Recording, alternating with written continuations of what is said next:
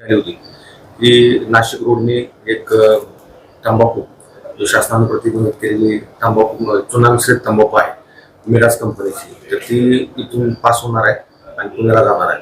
तर अशा माहितीवरून आम्ही सापळा लावून सदरची गाडी आपला चाळकवाडीचा जो टोल नाका आहे त्याच्यासमोर पकडली. आमच्यासोबत पोलीस स्टेशनसोबत LCB आमची स्थानिक गुन्हे शाखा पुणे ग्रामीण यांचा सुद्धा स्टाफ होता. तर टाटा आयशर ट्रक क्रमांक MH18 BZ 2350 हा संशयितरित्या सापडला. त्याचा माल ट्रक चालकाला जर आम्ही चौकशी केली तर तो उडवाउडीची उत्तर देत होता.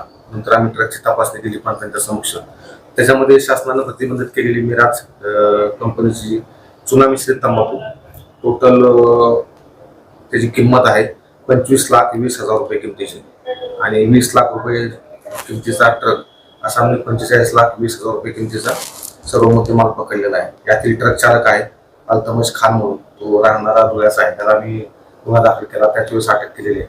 आणि या अनुषंगाने गुन्हा रजिस्टर क्रमांक 218/25 भारतीय न्याय संहिता 23 कलम 123, 223, 274, 275 सहकलम अन्न सुरक्षा व मानके अधिनियमाचे आहे.